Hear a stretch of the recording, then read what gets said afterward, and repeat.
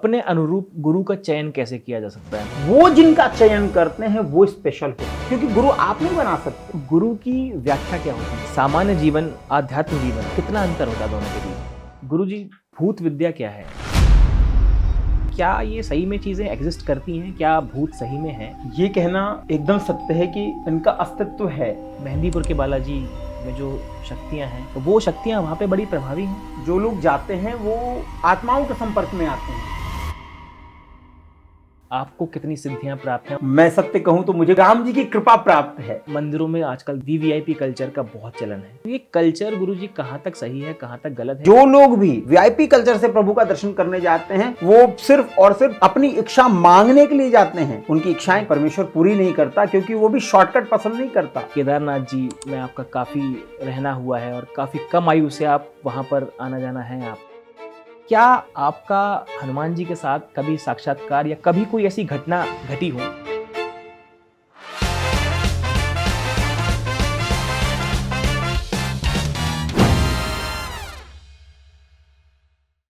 नमस्कार, सागर मंथन के एक और एपिसोड में आपका स्वागत है। मैं सारांश भारद्वाज, आपका होस्ट। आज के इस पॉडकास्ट में हमारे बीच मौजूद हैं श्री दिग्विजय मिश्रा जी, जिनको संसार डॉक्टर दयानिधि सदगुरु जी के नाम से जानता है। श्रद्धेय गुरु जी का लालन पालन काशी में हुआ। सांसारिक सुख दुख को जीते हुए धार्मिक ग्रंथों की जानकारी उनको माँ और नानी से मिली। गुरु जी कुछ समय पत्रकारिता में भी रहे और उसी दौरान एक क्षण ऐसा आया जब एक संत का उन्होंने इंटरव्यू लिया और सोता ही मन में ख्याल आया और अपना मन आध्यात्म की ओर मोड़ लिया। बीटेक की पढ़ाई की, साथ ही साथ परिवार से धर्म और ग्रंथों की शिक्षा विरासत में मिली। गुरु जी नमस्कार, बारंबार प्रणाम। जय श्री चरण राम। स्पर्श। कैसे हैं आप?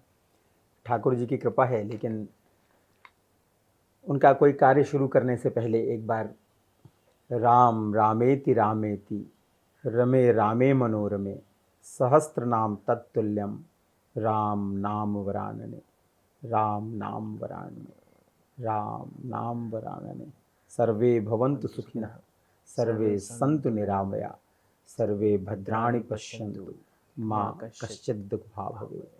सभी को खूब खूब आशीष, सभी को साधुवाद, आशीर्वाद, और हमारे जो श्रेष्ठ जन हैं उनको बारंबार प्रणाम, नमन, वंदन। हमारा सौभाग्य गुरु जी कि आप हमारे बीच मौजूद हैं और आपने सागर वर्ल्ड परिवार को ये समय दिया कि आपसे थोड़ा रूबरू हो पाएँ, ताकि हमारे जो दर्शक हैं उसको कुछ शुभ आशीष, शुभ वचन आपके द्वारा, आपकी यात्रा के द्वारा मिल पाए। गुरु जी, आध्यात्म की तरफ आपका झुकाव कब हुआ, कैसे हुआ? सारांश ये कहना तो बहुत मुश्किल है कि कब हुआ, क्योंकि मनुष्य का जब जन्म होता है तो उसके जो ग्रह और नक्षत्र होते हैं वो तय करते हैं कि उसका झुकाव कब, कहाँ, कैसे होगा। अध्यात्म का झुकाव तो शुरू से ही था, क्योंकि माता पिता शुरू से आध्यात्मिक थे, दादा दादी आध्यात्मिक थे, और सबसे बड़ी बात माँ के द्वारा ही ये सारी चीज़ें मिलती हैं। तो हमारी जो नानी थी, जो अब नहीं हैं, वो बहुत आध्यात्मिक थी तो वो अनपढ़, उन्होंने कभी विद्यालय के मुख नहीं देखे थे, लेकिन इसके बावजूद भी वो संपूर्ण रामायण, संपूर्ण भागवत और अनेकों अनेक शास्त्र उन्हें कंठस्थ थे। जब हम गर्मियों के छुट्टी में उनके पास जाते तो वो अनेकों अनेक कथाएं सुनाती। कहते हैं कि बिनु सत्संग विवेक न होई, तो उनके बिना कृपा के चीज़ के प्रति आकृष्ट होते और आपको सही दिशा मिलती तो सदैव वो आपके हृदय में वास करता। जी। तो उनकी वो सीख, अध्यात्म के प्रति वो सम्मान, अध्यात्म के प्रति वो श्रद्धा, वो प्रेम, सनातन के प्रति अपने हिंदुत्व होने पर वो गर्व, और सनातनी होने का जो एक अपने आप में, अपने हृदय में जो गदगद हो जाने का जो अहम भाव था, उसी ने अपनी तरफ झुका लिया। सन 2016 में जब इस शरीर को जन्म देने वाली जानकी अर्थात मेरी माँ जब इस धरा को छोड़कर अलविदा कर वो गोलोक की ओर प्रस्थान की, तो न जाने क्यों संसार से मन उचट गया। लगा नहीं कि अब इस संसार में कुछ शेष रखा है। बस वो अंतिम वर्ष था नवंबर का, उसके बाद तो फिर कभी संसार की ओर, सांसारिक व्यसनों की ओर ध्यान नहीं दिया। संसार में रहते हुए उससे अछूते हो गए हैं। संसार में ही सारी क्रियाकलाप वैसी ही है। बस जो पूजा जिसको कहा जाता था उसको नहीं अपनाते हुए अध्यात्म को अपना लिया, स्वयं का अध्ययन करने लग गए। गुरु की व्याख्या क्या होती है? गुरु की व्याख्या आज तक तो वेदों और हमारे जो शास्त्र वो भी नहीं बता पाए, लेकिन जरूर लिखा हुआ है वेद में कि गुरुर्ब्रह्मा गुरुर्विष्णु गुरुर्देवो महेश्वर गुरु ही साक्षात पर ब्रह्म तस्मै श्री गुरुवे नमः। गुरु ही ब्रह्मा है, गुरु ही विष्णु है और गुरु ही शिव है। अगर ऐसा नहीं है तो राम जब धरती पे अवतार लेके आते हैं तो उन्हें वशिष्ठ की क्या आवश्यकता, वो तो संपूर्ण है, चराचर जगत ब्रह्म हैं। उन्हें किसी भाषा से सीखने की या किसी से अध्ययन लेने की, अध्ययन करने की आवश्यकता नहीं है। लेकिन गुरु का ये महत्व है कि स्वयं राम उनसे जब सीखते हैं, उनके चरणों को जब दबाते हैं, उनसे ज्ञान की बातों का जब अपने अंदर अध्ययन करते हैं, तो वो खुद कहते हैं कि गुरु ही ब्रह्मा है, गुरु ही विष्णु ही, गुरु ही शिव है। और इतना ही नहीं, उसके ऊपर की बात कही उन्होंने, गुरु साक्षात परब्रह्म, जो परब्रह्म होता है, जो परब्रह्म को शिक्षा देता है, जिन्होंने राम को शिक्षा दी, जिन्होंने कृष्ण को शिक्षा दी सांदीपनी, और जिन्होंने राम को जगत से जोड़ा वो विश्वामित्र, गुरु रूप में सब कुछ सिखा जाते हैं। इसीलिए कहा गया कि गुरु गोविंद दोऊ खड़े काके लागू पान, बलिहारी गुरु आपने गोविंद का हाथ दियो पकड़ाए।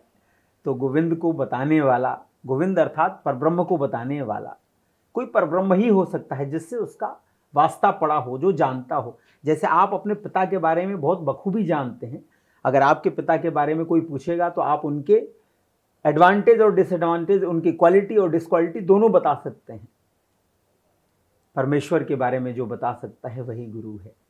सच्चिदानंद स्वरूपाय विश्वोत्पत्त्यादि हेतवे तापत्रय विनाशाय श्री कृष्णाय वयम नुमः। जो भौतिक, दैहिक और दैविक तीनों ताप से मुक्त करा दे वो है गुरु। लेकिन जो आपको सद्मार्ग पे ले जाए, जो सच्चिदानंद से जोड़ दे, वह है सदगुरु। गुरु और सदगुरु में बड़ा अंतर है जी। इसलिए इसकी व्याख्या तो ऐसी है कि हरि अनंत, हरि कथा अनंता, वैसे ही गुरु की व्याख्या भी अनंत है। शिव स्वयं गुरु हैं, महागुरु हैं, इसलिए वो अपनी कथाओं का सदैव बोध कराते रहते हैं देवी पार्वती को।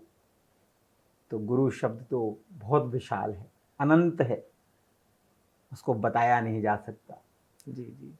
गुरुजी, जैसे आपके बारे में थोड़ी बहुत जानकारी जो हासिल करी हमने, आपका लगाव, आपका जुड़ाव बहुत ही ज़्यादा है, घनिष्ठ है हनुमान जी से।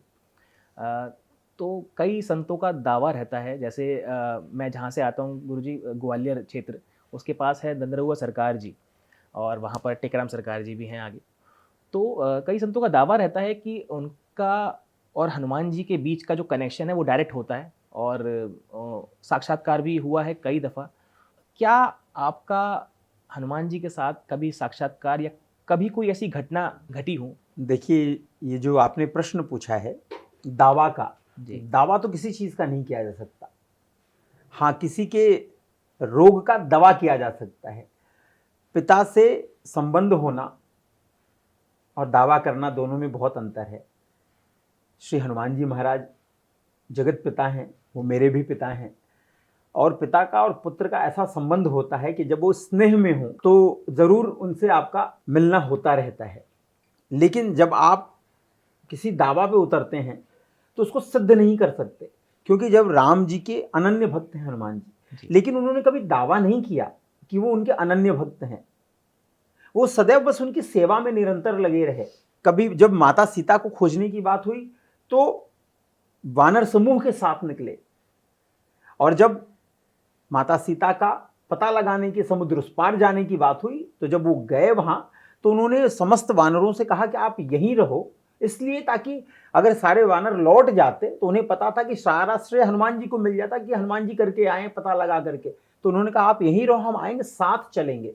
और जब वो गए तो उन्होंने विस्तार पूर्वक बताया कि ये सारे लोगों ने मिल करके माता सीता की खोज की, जिसमें जामवंत जी का भी नाम, जिसमें नलनील का भी नाम, जिसमें अंगद का भी नाम, सभी वानरों का नाम था। जो श्रेष्ठ भक्त होता है, जो श्रेष्ठ सेवक होता है, दास होता है, वो कभी दावा नहीं करता किन्हीं चीज़ों का। हाँ, जब ज़रूरत होती है, तुलसीदास जी को जब ज़रूरत पड़ी हनुमान जी की, तो उन्होंने हनुमान चालीसा अपने स्वास्थ्य के हेतु लिखा, क्योंकि उन्हें पकड़ के एक सो कॉल्ड ब्राह्मण जो राजा था, उन्होंने उन्हें उठा के जेल में डाल दिया। तो उन्होंने अपनी रक्षार्थ हेतु गुहार लगाई अच्छा। हनुमान जी से, और वहीं हनुमान चालीसा का जन्म हुआ। और फिर उस हनुमान चालीसा की बदौलत न जाने कहाँ से अनेकों नेक बंदर आए और उस जेल का तहस नहस कर दिया, उस पूरे महल का तहस नहस करने लगे। बाद में उस सम्राट को भाग के आना पड़ा और उनको बंदीगृह से मुक्त करना पड़ा।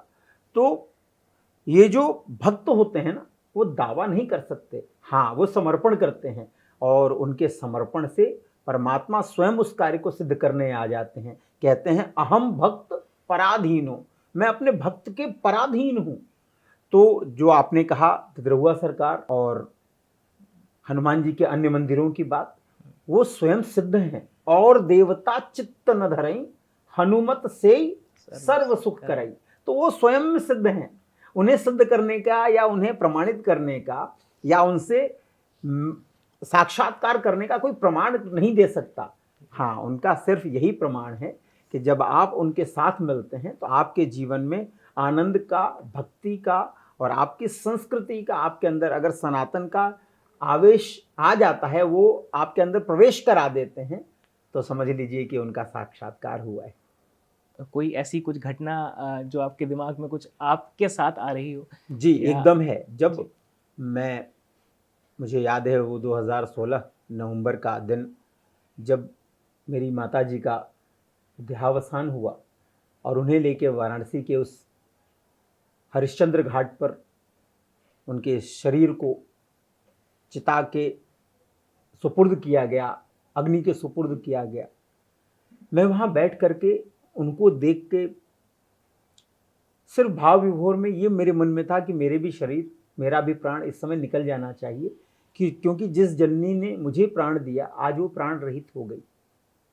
बहुत देर तक अश्रुपात होता रहा, और अश्रुपात होते होते कब मूर्छा आ गई नहीं पता चला। लेकिन जब आंखें खुली तो मां समक्ष सामने खड़ी थी, और उन्होंने कहा कि जब माता अंजना के शरण में राजा गए, जो भगवान राम से जिनका वैर हो गया था, जो अपने गुरु के कहने पे राम जी ने कहा कि मैं उनका शीश काट के आपके चरणों में चढ़ा दूंगा, तो माता अंजना ने हनुमान जी का हाथ पकड़ा दिया, बोला कि जब तक ये साथ खड़े हैं तब तक ये जगत और ये भ्रम कुछ नहीं कर सकता तुम्हारा। ये काम, क्रोध, मद, मोह, लोभ, मात्सर्य कुछ नहीं कर सकते, ये षड्विकार तुम्हारा कुछ नहीं बिगाड़ पाएंगे। मेरे साथ भी कुछ ऐसा ही हुआ।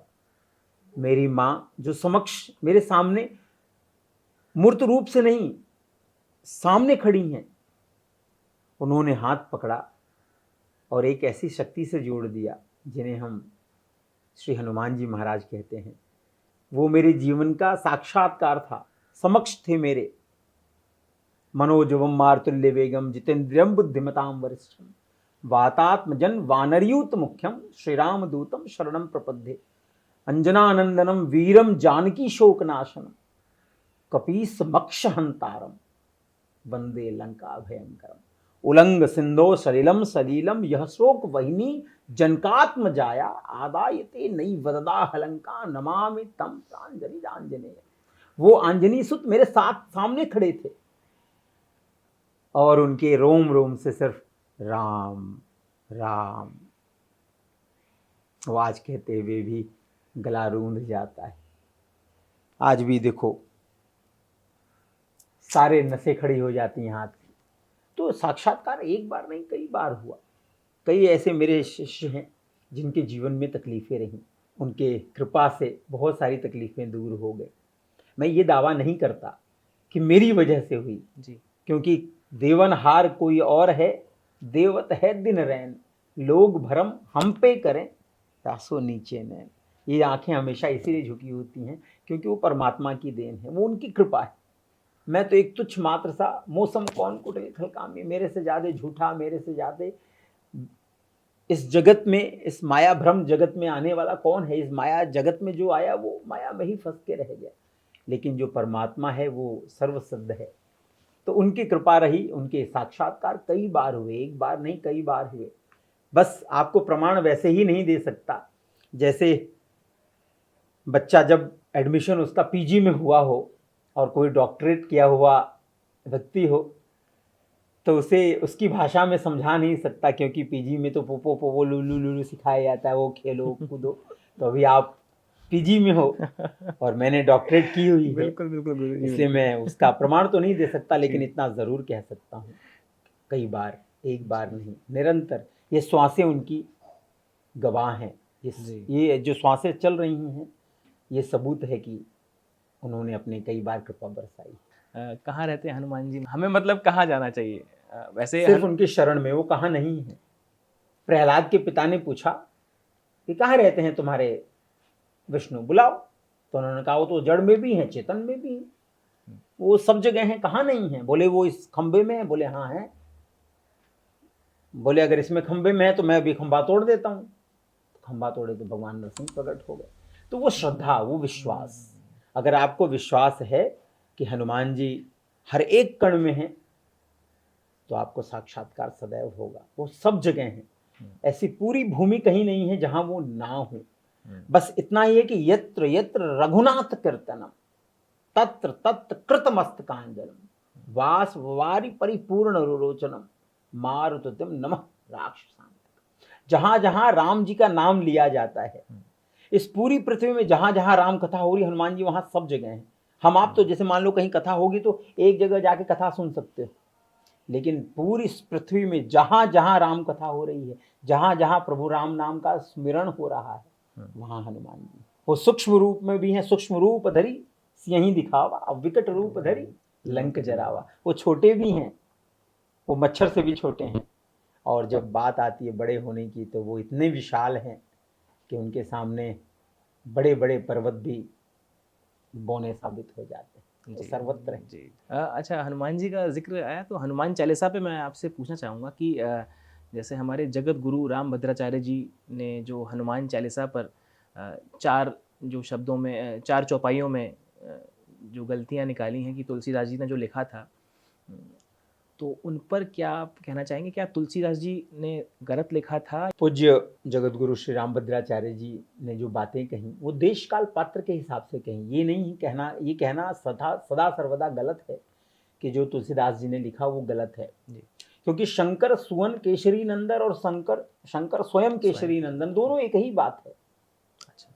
शंकर जी के बेटे हैं केशरी नंदन अर्थात हनुमान जी। इसकी कथा है कि जब माता अंजना को पुत्र रूप में किसी को अपने गर्भ में लाने की इच्छा हुई तो उन्होंने भगवान शिव से उनके समक्ष जाकर हाथ जोड़कर विनती की कि प्रभु मैं आपको ही अपने पुत्र रूप में देखना चाहती हूं। और चूंकि त्रेता युग में भगवान राम का जन्म होना था और 11वें रुद्र के रूप में, एकादश रुद्र के रूप में हनुमान जी का अवतरण होना था, तो ये सारे कथाएं बनी, ये सारे क्रियाकलाप हुए।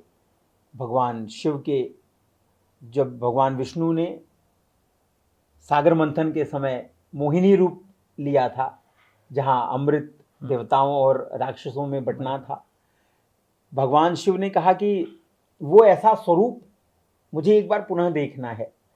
तो भगवान विष्णु ने कहा कि वो स्वरूप क्यों देखना चाहते हैं, अच्छे अच्छे लोग अछूते नहीं रह पाए और आप तो स्वयं इतने बड़े वैरागी हैं। लेकिन बोले नहीं, मुझे एक बार वो स्वरूप देखना है भुवन मोहिनी का, कि जिसके आगे ये पूरा ब्रह्मांड भी कुछ नहीं है।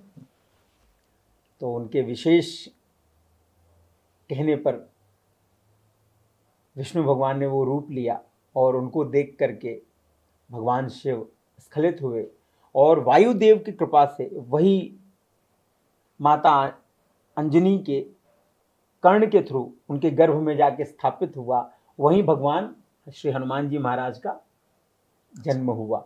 तो शंकर सुवन कहना गलत नहीं है, लेकिन भगवान शंकर ही स्वयं 11वें रुद्र हैं, जी, जी। हनुमान जी महाराज है, तो ये भी गलत नहीं है कि शंकर स्वयं केशरी नंदन, दोनों ही सही है, इसमें कुछ भी गलत नहीं है, बस देश काल पात्र की बात है और बात धर्म की है। देखिए अच्छी बात है ये, पूज्य श्री जगतगुरु रामभद्राचार्य जी ने जो बात कही वो धर्म की बात की है, उसमें कहीं कुछ गलत नहीं है और किसी के झूठ और सत्य होने की बात नहीं है। समय समय की बात है, एक समय था जब कृष्ण को महाभारत लड़ने के लिए वो रथ की आवश्यकता थी और तीर और धनुष बाण की आवश्यकता थी। आज अगर आपको पाकिस्तान से लड़ना हो, आप कहो नहीं हम तो रथ पे बैठ के और तीर धनुष लेके जाएंगे तो जयराम जी की हो जाएगा, तो आज तो मिसाइल और बड़े बड़े तोप, तो देश काल पात्र के हिसाब से चीज़ें बदली हैं।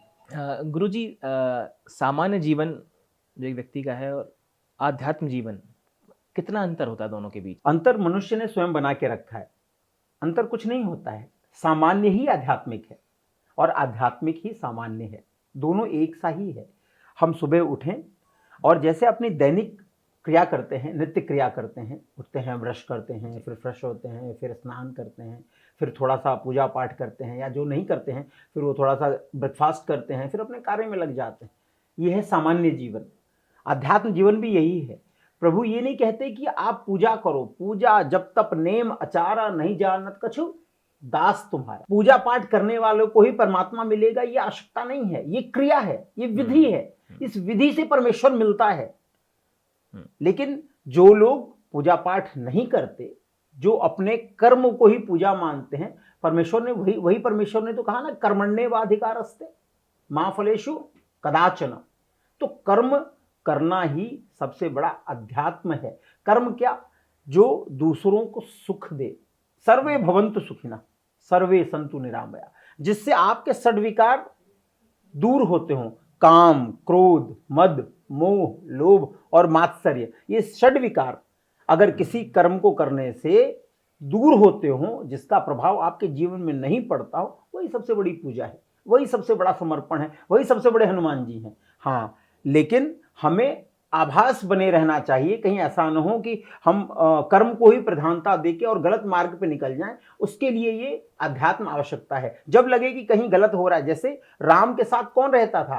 कैकेयी। कैकेयी के साथ कौन रहती थी? मंथरा। अयोध्या में ही राम भी हैं और उसी अयोध्या में मंथरा है, उसी मथुरा में कृष्ण भी हैं, उसी मथुरा में कंस भी है। तो परमेश्वर के रहने से उनकी बुद्धि में कोई परिवर्तन नहीं हुआ। सिर्फ नाम लेने से, उनकी भक्ति करने से, उनका स्मरण बनाए रखने से आपके जीवन में बदलाव आता रहेगा। ये है अध्यात्म। और आप सामान्य जीवन में सिर्फ 99 की फेर में दौड़ते रहो, पैसा पैसा पैसा पैसा, पढ़ाई लिखाई, डॉक्टर, इंजीनियर सब बनते रहो, ये है सामान्य जीवन। लेकिन अगर आपके सामान्य जीवन में अध्यात्म का अगर समावेश नहीं है तो फिर समझ जाना कि आपको टेंशन, डिप्रेशन और ये जो खतरनाक बीमारियां हैं, इनसे कोई बचा नहीं सकता। इसलिए सामान्य में अध्यात्म का होना आवश्यक है। अध्यात्म अपनाने वाले व्यक्ति को गृहस्थ जीवन रहना चाहिए या फिर सन्यासी होना चाहिए? अभी मैंने आपको थोड़ी देर पहले ही बताया कि अध्यात्म की कोई परिपाटी नहीं है। अध्यात्म सन्यासी भी होता है और यह अध्यात्म गृहस्थ भी होता है। अगर अध्यात्म गृहस्थी में नहीं होता तो राम जी को क्या जरूरत थी विवाह करने की? उनसे बड़ा अध्यात्म कौन?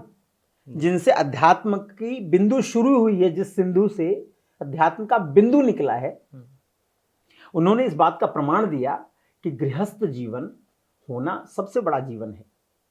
इसलिए हमारे जितने ऋषि मुनि हुए पहले, सभी के सभी अधिकतर 99% या 95% गृहस्थ होते थे। उसमें से कुछ ब्रह्मचर्य होते थे जो अपना जीवन सदैव परमेश्वर को समर्पित कर देते थे। तो वो ब्रह्मचर्य का मतलब होता है जिनके आचरण में ही ब्रह्म का आचरण घुला रहे, जो सदैव ब्रह्म के बारे में विचरण करते रहें, आचरण जिनका है विचरण करते रहें, ब्रह्म ब्रह्म ब्रह्म ब्रह्म के प्रति जो सदैव उन्हीं के लिए समर्पित हों।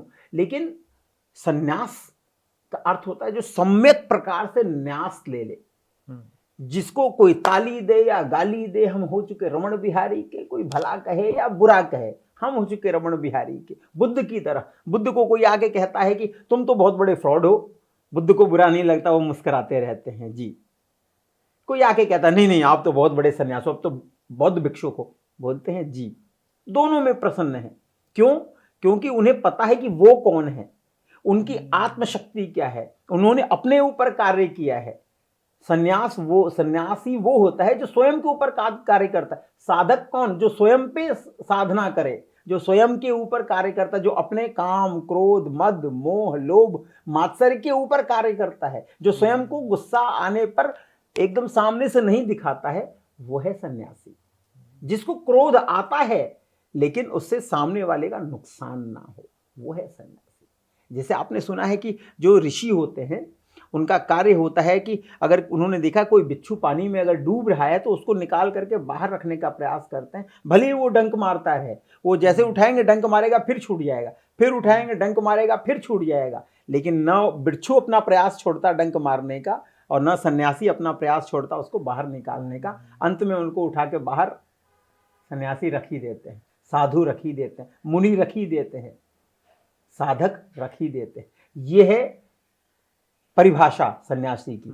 लेकिन जो गृहस्थ हैं, जो अपने जीवन में बच्चों का, माता पिता का, अपनी पत्नी का, सबका पोषण करते हों भगवान विष्णु की तरह, जो कर्म करके अपना परिवार पालते हों, चलाते हों, लेकिन उसमें उनसे बहुत ज़्यादा अटैचमेंट ना हो जाए उनका, कहीं वो ये ना भूल जाएं कि वो सिर्फ एक कार्य करने के लिए या उनकी देखरेख करने के लिए आए हुए हैं, वो उनके स्वामी नहीं है। जैसे माता पिता कहते हैं ना, मेरा बेटा है, मैं जो चाहूंगा वही होगा, मेरी बेटी है, मैं जहां कहूंगा वही शादी करेगी। तुम्हारी हिम्मत कैसे हो गई? तुमने कैसे लव मैरिज कर ली? तुमने कैसे वो देख लिया? तुमने कैसे ये कर दिया? आप स्वामी नहीं हो किसी के। आपको परमेश्वर ने सिर्फ ये संयोग दिया कि आप अपने माता पिता, अपने बच्चों को अच्छा संस्कार दे पाओ। बाकी उनके जीवन में क्या घटनाएं घटेंगी आप उसमें कुछ नहीं कर सकते, बस उनकी रक्षा कर सकते हो, अच्छी चीजें बता सकते हो। जैसे धृतराष्ट्र ने बहुत कोशिश की कि दुर्योधन को ही हस्तिनापुर मिले, दुर्योधन ही राजा बने। रावण ने बड़ी कोशिश की कि सीता उनकी हो जाए, या उनके जो परिवार वाले हैं, उनके जो लोग हैं, वो कहीं, मैं लीला की बात नहीं कर रहा, मैं साक्ष्य की बात कर रहा हूं कि कहीं उनका सम्मान न घट जाए।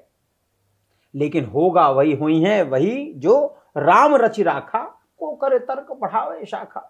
तो गृहस्थ जीवन बहुत अच्छा जीवन है, गृहस्थ जीवन ही सबसे श्रेष्ठ जीवन है। क्यों? क्योंकि जब आपके जीवन में आपके बच्चे होंगे, आपकी पत्नी होगी, आपके माता पिता होंगे, तो आपको उनका कष्ट पता होगा, तो आप वो दुख जब समझ पाओगे तो दूसरों को नहीं दे पाओगे। इसलिए सदा सर्वदा दोनों जीवन अपने आप में श्रेष्ठ है। संन्यास जीवन भी श्रेष्ठ है, जिन्होंने अपने आप को समर्पित कर दिया है परमेश्वर के लिए, और गृहस्थ जीवन भी श्रेष्ठ है, जिन्होंने समर्पित कर दिया है अपने परिवार के लिए, लेकिन प्रभु का स्मरण बनाए रखते हुए। तो दोनों ही श्रेष्ठ है। अपने अनुरूप गुरु का चयन कैसे किया जा सकता है? मतलब कैसे गुरु बनाए? लोगों को बड़ी समस्या रहती है, लोग बड़े इसमें कंफ्यूज रहते हैं कि हम अपने गुरु कैसे चुनें, कैसे होने चाहिए या कौन होना चाहिए। देखिए सारांश, अगर किसी को चुनने का मौका मिलता है ना, तो वो सबसे पहले जन्म लेने का चुनता। कोई नहीं चाहता है रामू केले वाले के यहाँ जन्म लेना, सब चाहते हैं अडानी और अंबानी के यहाँ जन्म लेना। अगर किसी को चयन करने का मौका मिलता, चयन आप सोच सकते हो लेकिन आप कर नहीं सकते। श्रेष्ठ क्या है वो आप नहीं जान सकते, क्योंकि आप बाहरी आवरण से समझ सकते हो जी। उनकी प्रसिद्धि से समझ सकते हो सकता है कि जो बहुत प्रसिद्ध हो, बहुत चले सो वीर न होई, तो जिसकी बहुत ज्यादा प्रसिद्धि हो वो सिद्ध है, वो कैसे समझोगे। और जहां तक बात किसी के चयन की है, गुरु का चयन नहीं किया जा सकता, कोई नहीं कर सकता। राम जी ने भी भगवान वशिष्ठ को अपना गुरु बनाया, लेकिन फिर जब विश्वामित्र जी की बात आई तो फिर उनको भी अपना गुरु बनाया। आपने दत्तात्रेय जी का नाम सुना है? भगवान दत्तात्रेय, उनके 12 गुरु थे।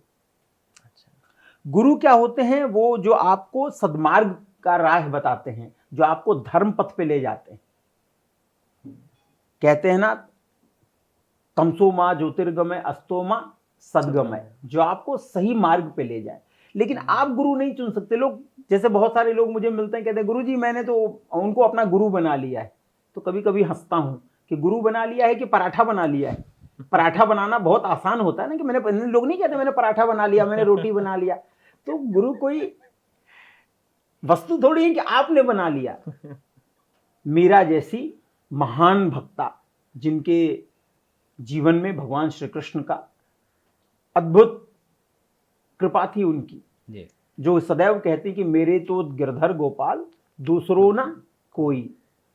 लेकिन जब उन मीरा के गुरु की बात आई तो उनको भी बताया गया कि आपको गुरु खोजना है। वो गुरु खोजने गई और तमाम लोगों से मिली, तमाम लोगों से दीक्षाएं भी ली, लेकिन उनको संतुष्ट नहीं हुई।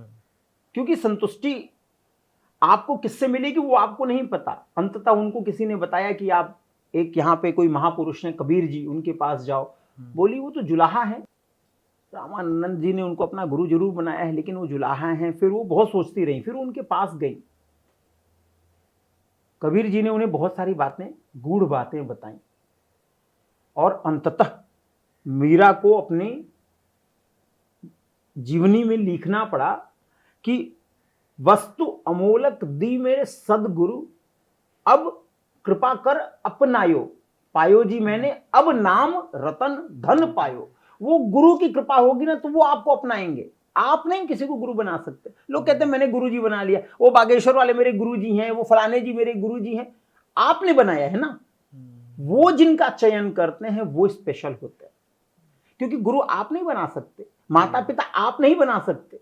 माता पिता बनाने वाला परमेश्वर बैठा है। ऐसी इसी जगत में न जाने कितनी ऐसी बेटियां हैं जिनकी कोख खाली रह जाती है। अब तो शायद क्या वो बहुत अपडेट हो गया है जमाना, अब IVF और क्या क्या आ गया है।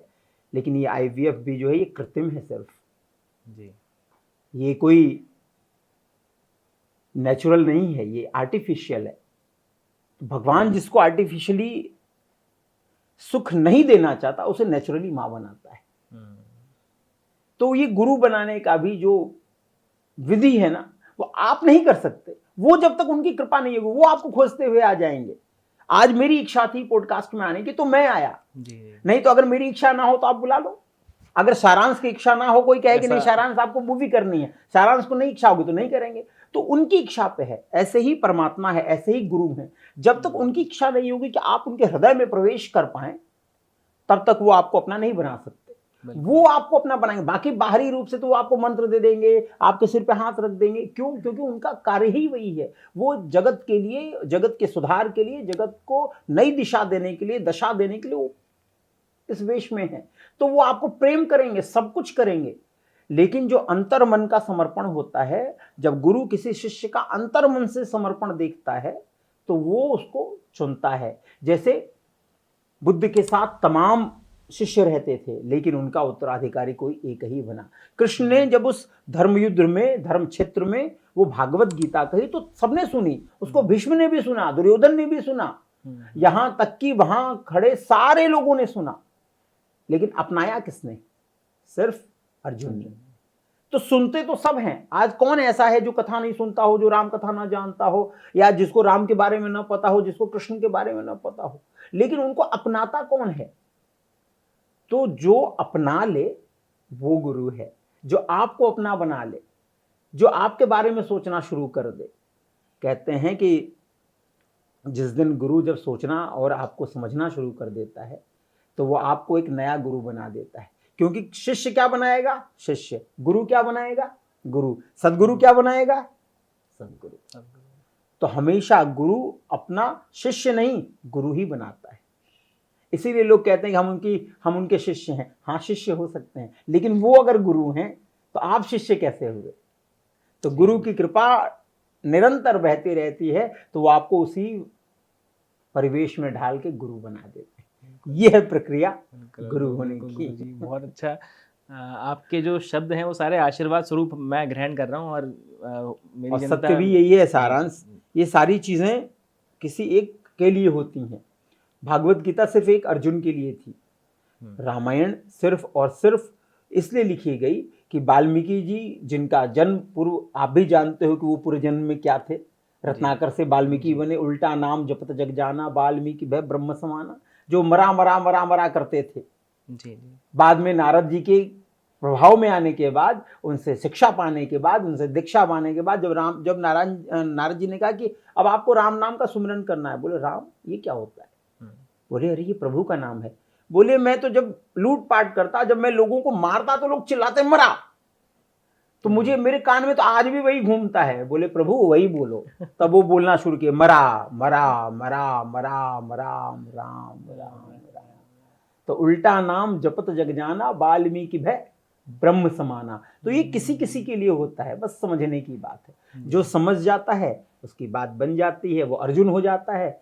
और जो नहीं समझ पाता वो उसी कृष्ण के साथ रह के, उन्हीं की प्रेम में पल के दुर्योधन ही बना रहता है। तो बात तो समझने की है। जय श्री राम। गुरुजी, मैं आपका रुख इस तरफ ले जाना चाहूँगा। केदारनाथ जी में आपका काफ़ी रहना हुआ है और काफ़ी कम आयु से आप वहाँ पर, वो कैसे जुड़ाव आपका, या वो आपने वो जगह कैसे चुनी? सारांश, इस पूरे मेरे कथा का सारांश सिर्फ यही है वहाँ से जुड़ने का, कि मुझे हृदय से सदैव प्रेम एक ऐसी शक्ति से था जिन्होंने सदैव सबके लिए दिया है, सबके कल्याण हेतु। शिव का अर्थ है कल्याण। ये जो शिव शब्द है ना, ये कल्याण के लिए बना है। भगवान शिव ने दूसरों के लिए हलाहल विष का पान किया। और कल्याण का उदाहरण देखो, भगवान शिव के गले में कौन है? नाग। भगवान शिव के वाहन कौन है? नंदी। भगवान शिव के माथे पे कौन है? चंद्र। भगवान शिव की जटाओं में कौन है? गंगा। भगवान शिव के साथ उनकी पत्नी कौन है? माता पार्वती। उनका वाहन कौन है? शेर। भगवान शिव के बेटे गणेश, जिनका वाहन मूषक। भगवान शिव के बेटे कार्तिकेय, जिनका वाहन मयूर।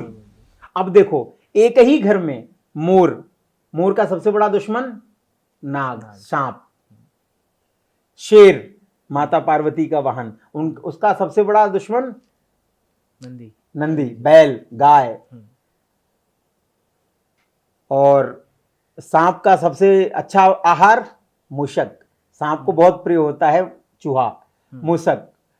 सांप को बहुत मन से खाते हैं मोर। बैल को बहुत मन से खाएंगे शेर। तो ये आपस का समावेश देखो, सब एक ही घर में है, लेकिन कितनी शांति, किसी के मन में किसी के प्रति कोई द्वेष भावना नहीं। ये शिव परिवार ये बताता है कि अगर आप में द्वेष भावना ना हो तो आप जगत का कल्याण कर सकते हो। ये देखते हुए, ये जानते, ये सारी कथा मुझे मेरी नानी जी ने बताया। जब ये कथाएं उन्होंने बताई तो इनसे प्रेरित होके भगवान शिव के उस स्वरूप को मैंने जाना, जो उस पहाड़ पर बैठ करके सबका कल्याण कर रहे हैं। और वो भी ऐसे पहाड़ पे जहां हमेशा मौसम जो है सर्द ही रहता है, माइनस में रहता है।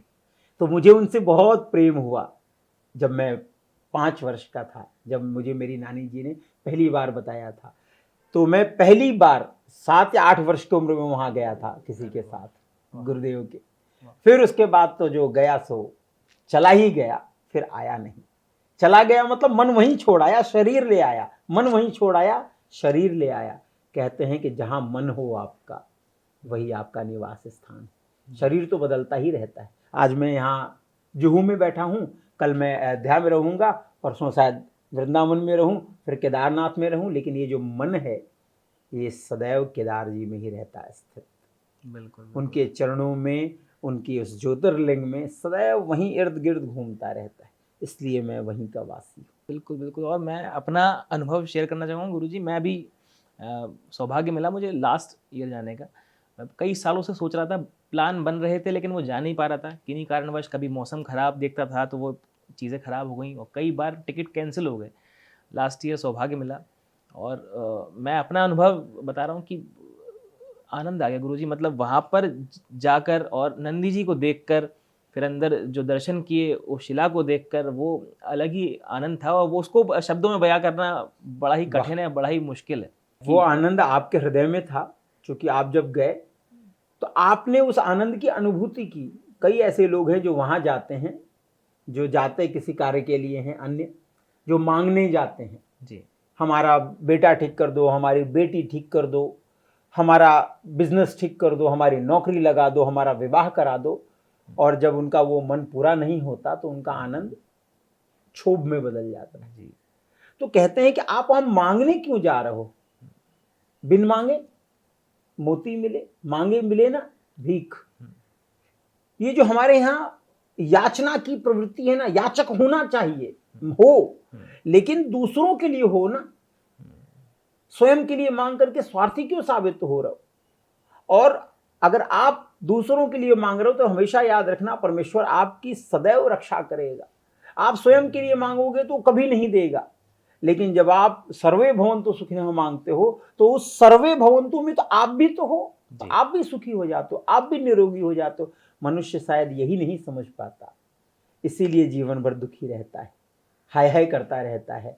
और जो हाय हाय नहीं करता वो आनंद में रहता है, वो मौज में रहता है। जब चाह गई चिंता गई, जब मनवा भई बेपरवाह, और जिसको कुछ नहीं चाहिए वही शाहन के शाह।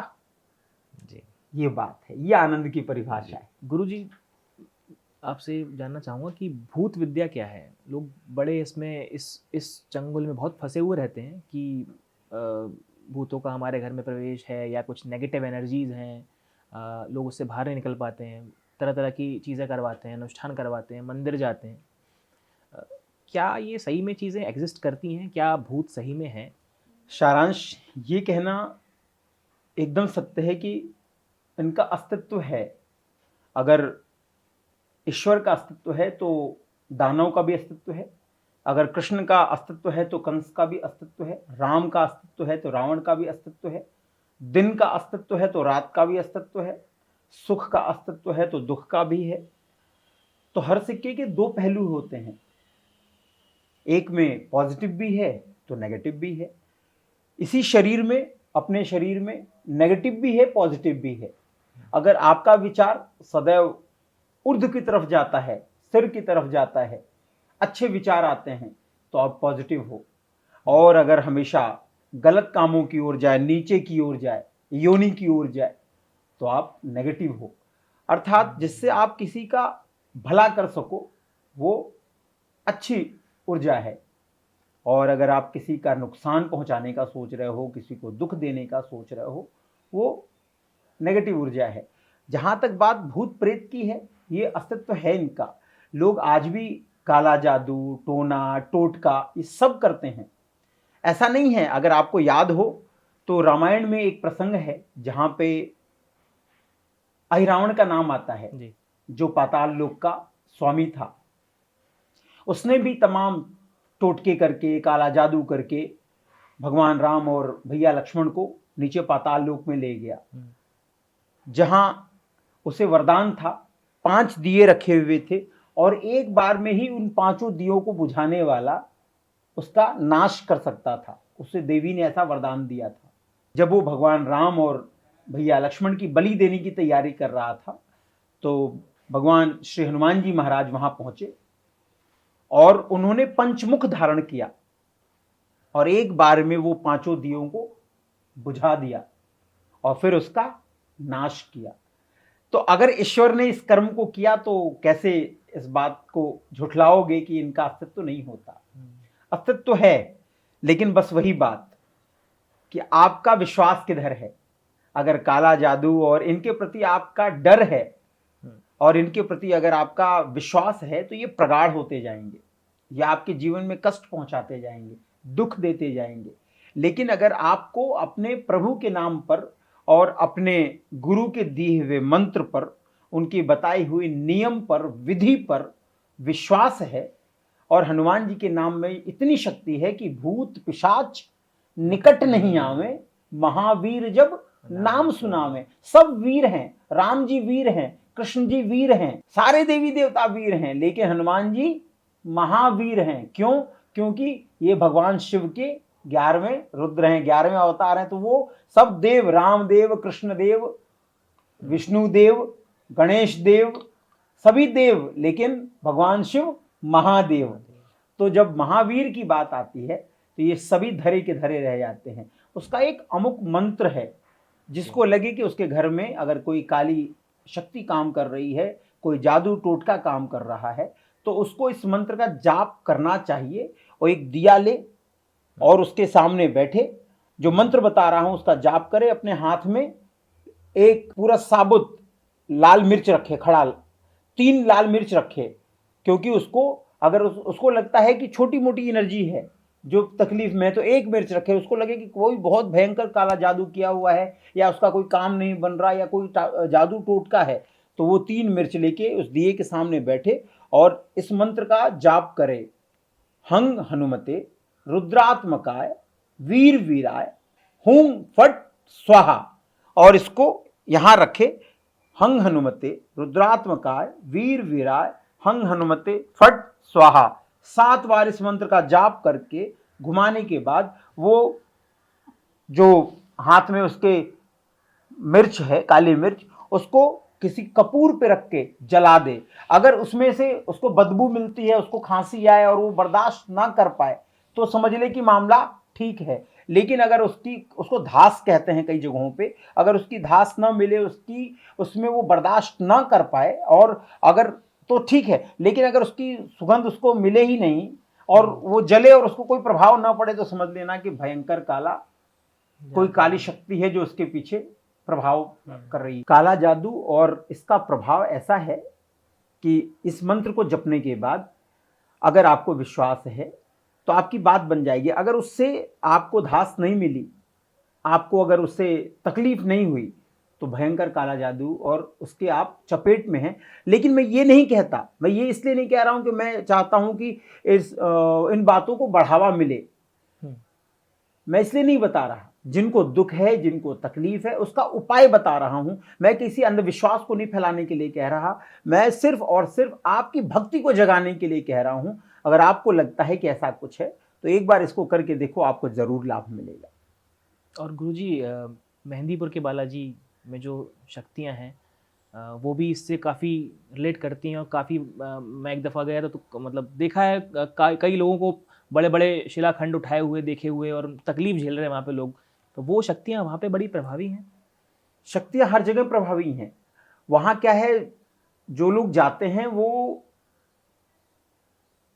आत्माओं के संपर्क में आते हैं। वो बुरी शक्ति है कि अच्छी शक्ति है, उसके संपर्क में आते हैं। लेकिन जैसे ही बालाजी महाराज के सामने वो आते हैं, एकदम से उनके अंदर जो वो बुरी शक्ति का प्रभाव होता है वो निकल जाता है। तो वो उससे डराने के लिए, उसको समझाने के लिए वो बुरी शक्तियां तरह तरह के क्रियाओं को अपनाती हैं ताकि वो डरें। तो वो कुछ भी करेंगी, वो सिर पिटेंगी, वहां पर रोएंगी, चीखेंगी, चिल्लाएंगी, कोई चीज उठा लेंगी, क्योंकि वो आत्मा है, उनके लिए कुछ भी असंभव नहीं है।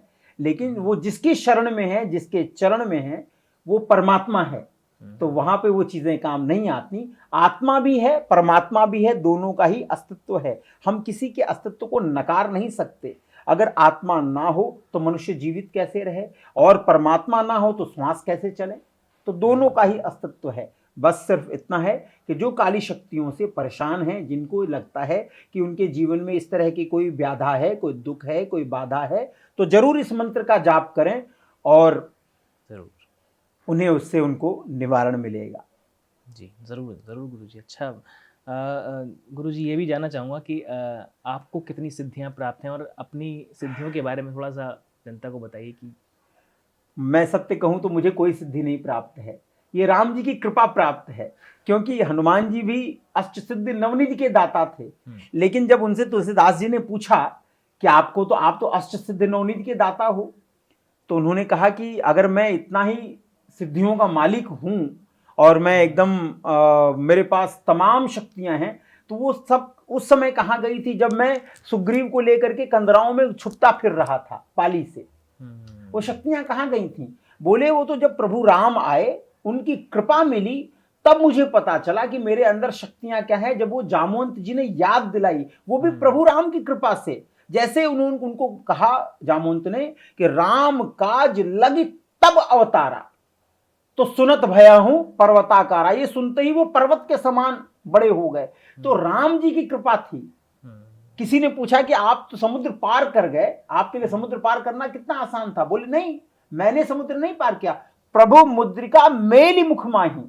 वो जो राम जी ने अंगूठी दिया था, जो मुद्रिका दिया था, उसको मैंने मुख में रखा और मैं समुद्र पार हो गया, पता ही नहीं चला। बोले वो राम नाम का जो मुद्रिका था उसका सबसे अच्छा रखने का स्थान मुख में, क्योंकि जैसे आप मुख में रखोगे तो राम नाम की ध्वनि अपने आप बनी रहेगी। तो बोले प्रभु मुद्रिका मेल मुख माए जल्दी लाग गए अचरज नाय। तो राम जी ने कहा कि जब माता सीता का पता लगा के लौटे तो राम जी ने ये प्रश्न किया कैसे चले गए? तो बोले आपकी कृपा से चला गया, आपने जो मुद्रिका दी थी उसको मुख में रखा, आपको ध्यान किया, जय श्री राम बोला और मैं उस पार हो गया। बोले अच्छा, मान लिया भाई, आप वहां गए, आपने मेरी मुद्रिका जो है माता सीता को दे दिया, अब उस पार से इस पार कैसे आए? बोले प्रभु आप भूल गए शायद, माता ने वहां से मुझे चूड़ामणि दिया, मैं उस चूड़ामणि पे बैठा और मैंने बोला जय श्री राम और आपके पास चला आया। तो ये है भक्त की भक्ति। वो कभी किसी चीज को अपने ऊपर नहीं लेते, वो कहते ही नहीं कि मुझ मैंने किया है या मेरे में शक्ति है या मेरे द्वारा हो रहा है, वो कभी नहीं मानेंगे। मैं तो एक तुच्छ सा दास हूं, उनका सेवक हूं, मैं तो उनकी सेवा कर रहा हूं, मुझे कुछ नहीं आता, कोई शक्ति नहीं, सारी शक्ति उनकी है जो शक्तियों के मालिक हैं, जो सिद्धियों के मालिक हैं, जिनको अष्ट सिद्धि भी है और जो 9 निधियों के मालिक हैं। मैं उनका दास हूं, मैं उनका बेटा हूं। तो अगर अपने पिता की संपत्ति बेटे को बाद में मिलती है तो मेरे पिता की संपत्ति मुझे कैसे नहीं मिलेगी? तो वही मिली हुई चीजें हैं, बस उनकी कृपा है। जा पर कृपा राम की हुई, ता पर कृपा करें सब कोई। तो ये राम जी की कृपा है कि हमारे हनुमान जी पे उनकी कृपा है, तो उनकी एक छोटी सी बहती हुई धार बूंद कभी कभार हम पे भी पड़ जाती है। बहुत अच्छे। और ये हनुमान जी की कृपा आप पे और हमें सानिध्य मिल रहा है आपका, तो हम पे भी थोड़ी बहुत कृपा है हनुमान। मैं तो आप में उन्हीं का दर्शन कर रहा हूँ कि सिया राम में सब जग जानी, करहूं प्रणाम जोरी जुग पानी, सब में उन्हीं का दर्शन हो रहा है। गुरुजी, जैसा कि माना गया कि अपने सनातन धर्म में पूर्व जन्म का बड़ा व्याख्यान होता है कि पूर्व जन्म को मानते हैं हम लोग। तो आप जैसे साधु महात्मा महाराज जी हैं, आपका क्या कभी पूर्व जन्म में कोई मतलब आपको कुछ ऐसा ध्यान है कि आपका पूर्व जन्म चल रहा है या अभी आज का जन्म है, या आपको कुछ आभास या भान हुआ है पूर्व जन्म के बारे में? उसके बारे में कुछ बताइए। हमारे सनातन संस्कृति में पूर्व जन्म को मानते हैं, जन्मों जन्म को मानते हैं। जैसे कह सकते हैं कि जो पूर्व जन्म में रघु थे या पूर्व जन्म में जिनका जिनका जन्म हुआ वही हमारे पूर्वज हैं। पूर्वजों की जो हमारे यहाँ श्रृंखला है वो पूर्व जन्मों को दर्शाती है। तो पूर्व जन्म का कहना ऐसा है कि मनुष्य के शरीर की जो रचना है उसकी जो उम्र है वो 100 वर्ष की मानी जाती है, लेकिन जो ये अंदर बैठी हुई आत्मा है इसकी उम्र 1000 वर्ष की होती है। आत्मा की उम्र, सोल की उम्र 1000 वर्षों की होती है। कई लोग ऐसे हैं जो 12 वर्ष की उम्र में किसी कारण से जिनकी मृत्यु हो गई, तो जिस जन्म में जितनी आत्मा ने जीव जिया उतनी ही काउंटिंग है, फिर वो आगे कैरी फॉरवर्ड होगा। तो जब तक उस आत्मा का 1000 वर्ष पूरा नहीं हो जाता तब तक वो शरीर धारण करते रहता है, करते रहता है, करते रहता है। तो पूर्व जन्म की भी यात्रा ऐसी ही है। जब आप अध्यात्म में होते हैं और जन्मों जन्म की बात आती है तो कई जन्म मिलते हैं जहां पे आपकी यात्रा अपूर्ण रहती है। जैसे मान लीजिए हो सकता है कि मेरा जो पिछला जन्म था वहां पे मैंने कहीं 16 वर्षों तक यात्रा की होगी या 16 वर्ष रह गए होंगे मेरे जीवन के जहां मेरी यात्रा पूर्ण नहीं हुई होगी।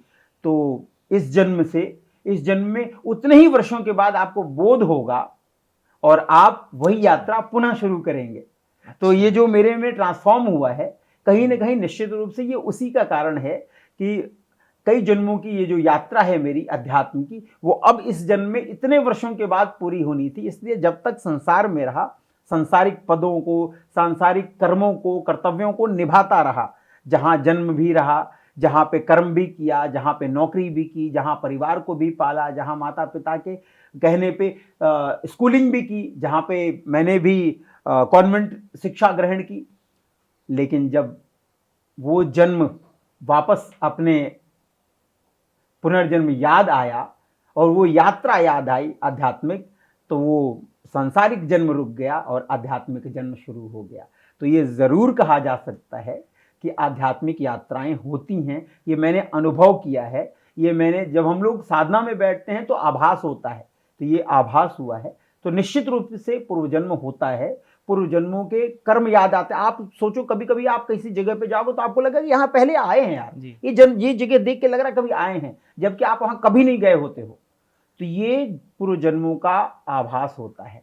आप किसी न किसी जन्म में वहां गए होते हो और आपको लगता है यार यहाँ तो कभी आए हैं। तो अचानक से प्रकृति आभास कराती है आपको। आप कभी किसी को देखो तो लगता है इनको तो कहीं देखा है, भले आप उसको ना देखे हो। हमारे यहाँ कहते हैं कि एक ही रूप के 7 से 8 लोग हैं, लेकिन कॉमन चेहरे तो बहुत कम होते हैं। लेकिन किसी को देख के लगता है हाँ इनको कहीं देखा है, जरूर कहीं देखा, अब याद नहीं आ रहा। तो कई जन्मों की जो ट्रैवलिंग होती है, उस जन्म के आभास होते हैं। तो ये सत्य है कि जन्म जन्म के आभास बने होते हैं। बस यही है कि वो जन्म के आभास अच्छे हैं या बुरे, उसी रूप में आते रहते हैं सामने को। मतलब मुझे भी जो आप बता रहे हैं ये चीज़ें कहीं कनेक्ट हो रही हैं कि मुझे भी कई जगह जाकर ऐसा लगता है कि ये कुछ देखा हुआ है या कुछ ओझल सा है। तो अब होता होगा इसको तुलसीदास जी ने रामायण में सिद्ध किया, लिखा है, जन्म जन्म मुनि जतन कराही, पूरे जन्म जन्म जतन होता रहता है। तो ये सत्य है कि पुनर्जन्म का जो आभास है वो होता है, वो सत्य की कसौटी पे। गुरुजी, उत्तराखंड जैसे आपका बहुत रहना हुआ है, उत्तराखंड आप जाते आते रहते हैं काफ़ी, तो वहाँ पर जो पहाड़ हैं या फिर जो देवभूमि कहते हैं उत्तराखंड को, तो वहाँ पे सारे देव स्थल हैं, बीच में जंगल पड़ते हैं, पहाड़ हैं खूब सारे। तो वहाँ पर भी कुछ नेगेटिव एनर्जी या कुछ नेगेटिव चीज़ों से आपका कभी पाला पड़ा या वास्ता मतलब हुआ, रूबरू हुए आप उनसे? या क्योंकि कई लोग कहते हैं कि रात को यहाँ नहीं रुकते आप, रात को यहाँ इस रोड पे नहीं जाना क्योंकि वहाँ पे थोड़ा सा जंगल इलाका है पूरा। आप तो खैर काफ़ी रहे हैं वहाँ पर, आपका खूब रहा है। तो एकदम कई बार, एक बार नहीं कई बार पाला होता है, कई बार पाला पड़ा है। सत्य पूछो तो अगर मैं कहूँ कि आप जहाँ बैठे हुए हो यहाँ भी आत्माएं हैं, अतृप्त भी हैं और संतृप्त भी हैं। आत्माओं का अच्छा और बुरा होना उनके कर्मों के आधार पर होता है। आपने सुना होगा कुछ लोग अकाल मृत्यु मरते हैं, जैसे किसी का एक्सीडेंट हो गया, कोई पहाड़ी से गिर के मर गया, किसी को जानवर ने खा लिया, किसी का असमय मृत्यु हो गई। तो ये जो असमय मृत्यु होती है, उनकी जो आत्मा का समय पूरा नहीं होता, शरीर का समय पूरा नहीं होता, उतने समय के लिए उनको घूमना पड़ता है, विचरण करना पड़ता है। वही आत्माएं जो अच्छी होती हैं वो सदैव अच्छे कृत्य में लगती हैं। जैसे आप कभी जाओ तो आपको लगेगा कि आप जा रहे थे, अचानक से आपको किसी ने रास्ता बता दिया और आप सही राह पे चले गए। आप जा रहे थे, आगे गड्ढा था, अचानक से आपकी गाड़ी रुक गई, या अचानक से सामने से कोई जानवर आ रहा था, आपकी गाड़ी का ब्रेक लग गया और वो जानवर निकल गया, नहीं तो उसे टकराते तो शायद आपका एक्सीडेंट हो जाता। तो ये अच्छी आत्माओं का कार्य है। वो अचानक से आएंगी और आपकी गाड़ी रुक जाएगी, आपका मन बदल जाएगा। आप देखते हो नहीं, कोई लोग नींद में होते हैं, अचानक से जग जाते हैं और उनका एक्सीडेंट नहीं होता। ये अच्छी आत्माओं का कार्य है। लेकिन वहीं अगर किसी का असमय मृत्यु हुआ होगा और उसकी मृत्यु दर्दनाक हुई होगी, या कोई ऐसी माता जो अपने बच्चे को प्रसव देते समय मृत्यु को प्राप्त हो गई होगी, या किसी का अकाल मृत्यु हुआ होगा, तो वो आपको परेशान करेंगे। वो भी चाहेंगे कि जैसे वो अतृप्त है, वो घूम रहे हैं, आप भी अतृप्त हो जाओ और आप भी उनकी तरह घूमते रहो। तो वो अपनी ओर खींचने का प्रयास करते हैं। जैसे होता ना, चुंबक अपनी ओर खींचता है, तो हर एक अच्छा मनुष्य और बुरा मनुष्य अपनी ओर खींचता रहता है। इसके लिए कोई उत्तराखंड का जंगल होना ही जरूरी नहीं है। आपके इसी मुंबई में अगर आप चले जाओ, आप जहां बैठे हो, यहां से भी अभी आप रात में निकलो, कहीं अंधेरा होगा तो आपको डर लगेगा। और अगर आपको डर लगा और आप पर डर हावी हुआ तो आपको दिखने लग जाएंगे लोग, आपको महसूस होने लग जाएगा कि कोई ना कोई आसपास, भले ही पत्ती अपने आप हिले, भले ही किसी जानवर की आवाज हो, भले ही किसी पक्षी की आवाज। रात में भी कई सारे ऐसे पक्षी हैं जो बहुत, अभी तो गूगल ने और बाकी ने इसको प्रमाणित किया है कि कई ऐसे पक्षी हैं जो ऐसे आवाज में बोलते हैं जहां लगता है कि भूत बोल रहे हैं। तो आप सशंकित होते हो, शंका में आते हो, जैसे शंका में आते हो आप उनका शिकार हो जाते हो। तो इसलिए आत्माएं हैं, और ये तमाम जंगलों में है। ऐसे मैं अभी छत्तीसगढ़ के जंगल में गया था, वहां पे भी ऐसी ही काली शक्तियां हैं, ऐसे ही उत्तराखंड में है, ऐसे ही उत्तर प्रदेश के वनों में भी है, तमाम वनों में है। लेकिन आप क्या देखना और सुनना चाहते हो, उससे ही आपके जीवन का संतुलन और असंतुलन बना रहता है। अगर किसी से आप प्रभावित नहीं हुए तो आपका जीवन बन गया। जैसे नारद जी से वाल्मीकि का जो पहला स्वरूप था रत्नाकर का, डाकू रत्नाकर का, वो वाल्मीकि जी कैसे बने, वो नारद जी से प्रभावित हुए, वो वाल्मीकि बन गए। वहीं दूसरी तरफ विशश्रवा के पुत्र हैं रावण, साधु के पुत्र हैं, लेकिन उनकी माता कैकसी जो एक राक्षसी की पुत्री हैं, तो उन्होंने अपने बेटे को राक्षसी आवृत्ति सिखाई। तो रावण ब्राह्मण होते हुए भी, पंडित होते हुए भी, सर्वज्ञानी होते हुए भी राक्षस की तरफ अग्रसर हो गए, जबकि उनके भाई विभीषण देवताओं की श्रेणी में चले गए। तो आप किससे क्या सीखते हो, उससे सीखने के बाद आपकी प्रवृत्ति भी वैसी ही बन जाती है। अच्छाई और बुराई की सिर्फ इतनी ही बात है, अच्छी एनर्जी और बुरी एनर्जी दोनों होती हैं। वही माँ जो आपको कभी प्यार से खाना खिलाती है, और कभी वही माँ जब बहुत गुस्से में होती है तो आपको पीट देती है, तो अब क्या कहोगे कि वो माँ उस समय काली शक्ति से घिरी हुई है? नहीं, उसके ऊपर गुस्सा हावी है। तो बस अच्छाई और बुराई की यही परिभाषा है, काली शक्ति की और अच्छी शक्ति की यही परिभाषा है। दोनों आपके अंदर हैं। आपके अंदर जब काम भावना जगती है तो काली शक्ति हावी हो जाती है। आपके अंदर जब किसी को परोपकार, किसी के ऊपर उपकार करने की भावना जगती है तो अच्छी शक्ति हावी हो जाती है। गुरुजी, जैसा कि मंदिरों में आजकल देखा जाता है कि वीवीआईपी कल्चर का बहुत चलन है। एक भक्त है जिसको दर्शन करने जाना है और वहाँ पर कतार खड़ी है भक्तों की, और एक लाइन ऐसी होती है जहाँ पर कुछ 300, 500, 1000 रुपये देकर आप जल्दी दर्शन पा सकते हैं भगवान के। तो जो कतार में खड़ा हुआ व्यक्ति, जो लाइन में लगा हुआ है, आमजन है, और थोड़े से पैसे वाले जो कि जल्दी सुविधा पाना चाहते हैं और वो दर्शन कर लेते हैं भगवान के।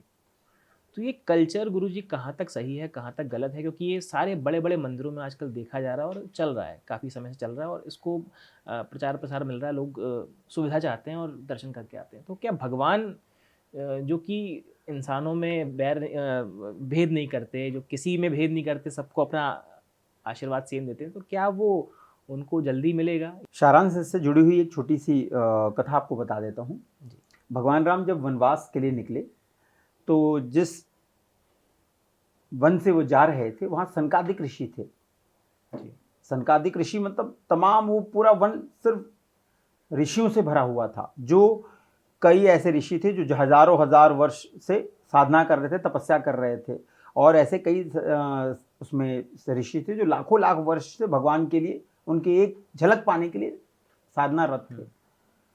लेकिन भगवान ने उन सनकादिक ऋषियों को नहीं चुना जो उनकी भक्ति में थे।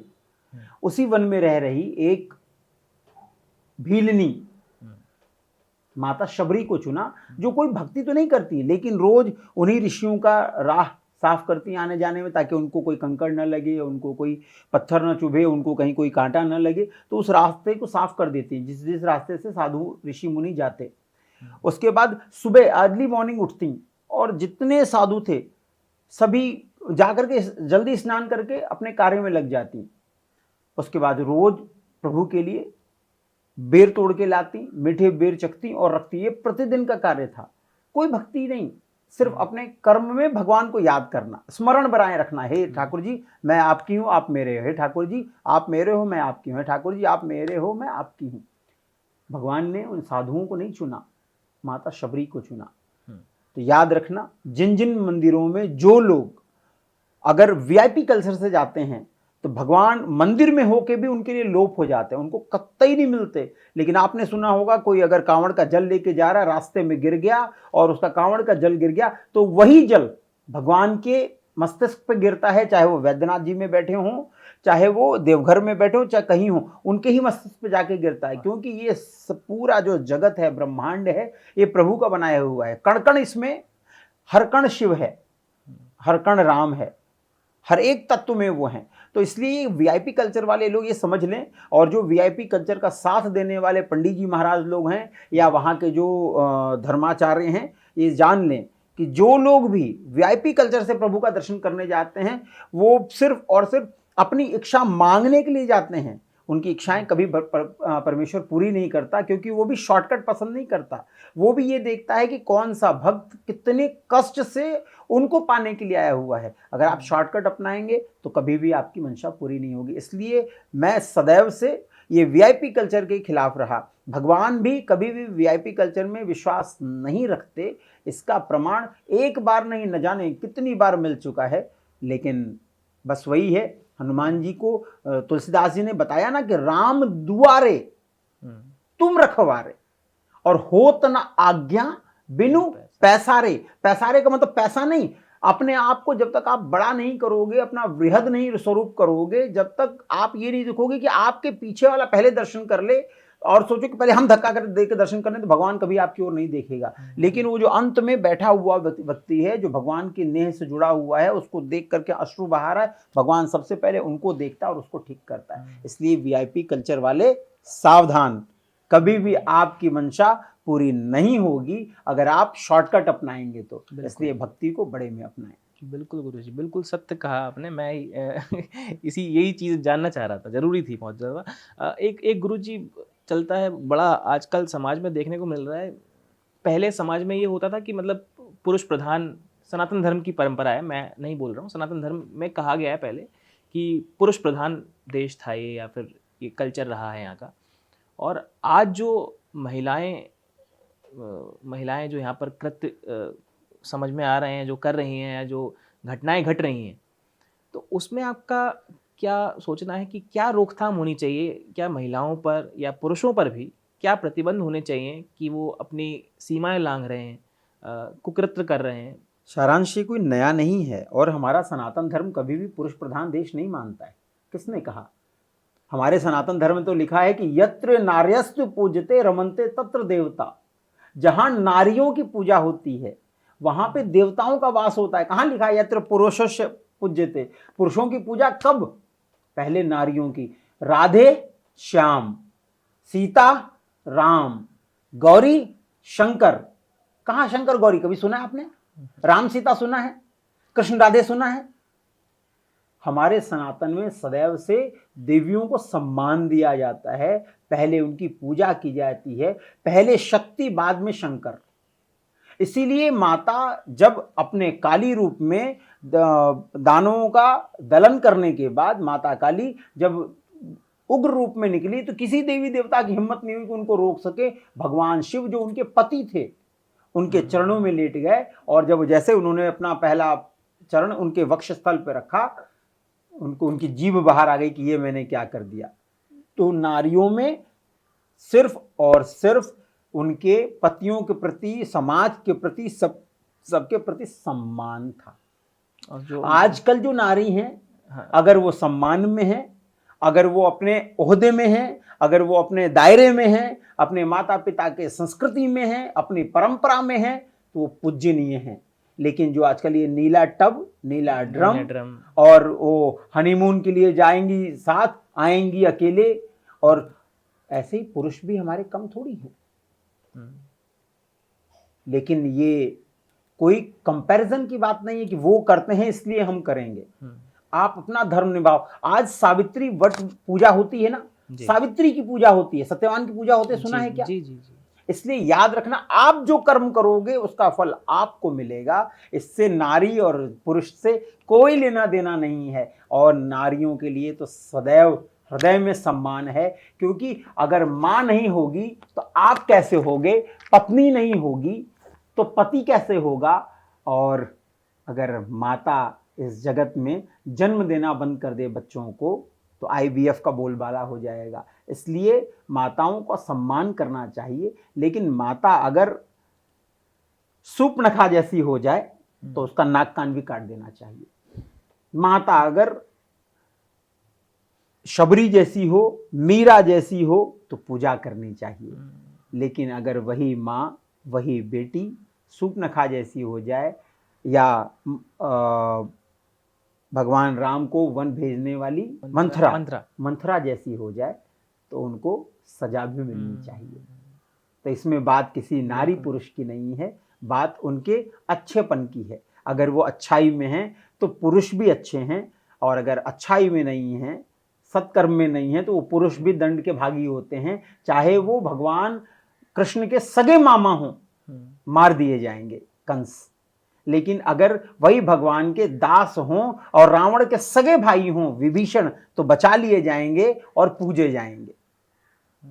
तो याद रखना, अच्छाई और बुराई सिर्फ और सिर्फ मनुष्यों के कर्म को दिखाती है, और नारी सदैव से पूजनीय थी, आज भी हैं और सदैव रहेंगी। जय सिया राम। सिया राम। गुरुजी बहुत बहुत धन्यवाद आपका। हमारा ये सौभाग्य था कि आपका सानिध्य हमें मिल सके और इतनी विस्तृत चर्चाओं पर अच्छे से आपने जो समझाया हमें, जो हमें आशीर्वाद दिया है, और हमारे दर्शकों ने भी काफ़ी जानकारी हासिल करी इन सब चीज़ों से।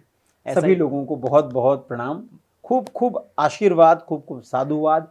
सभी अपने जीवन में स्वस्थ रहें, मस्त रहें, इसी कामना करते हुए ठाकुर जी से सिर्फ एक ही प्रार्थना करता हूँ कि सर्वे भवन्तु सुखिनः, सर्वे सन्तु निरामया, सर्वे भद्राणि पश्यन्तु मा कश्चित् दुःखभाग् भवेत्। सभी सुखी रहें, सभी निरोगी रहें, सभी के जीवन से टेंशन डिप्रेशन कोसों दूर रहे, सभी ठाकुर जी के नाम का स्मरण करते रहें। आपको जिनसे प्रेम हो, राधा से प्रेम हो राधा राधा बोलो, जिनको राम से प्रेम हो राम राम बोलो, लेकिन कुछ तो बोलो। बिल्कुल। बहुत बहुत धन्यवाद गुरुजी, बहुत बहुत धन्यवाद। जय श्री राम। जय सिया राम। जय सिया राम। जय सिया राम।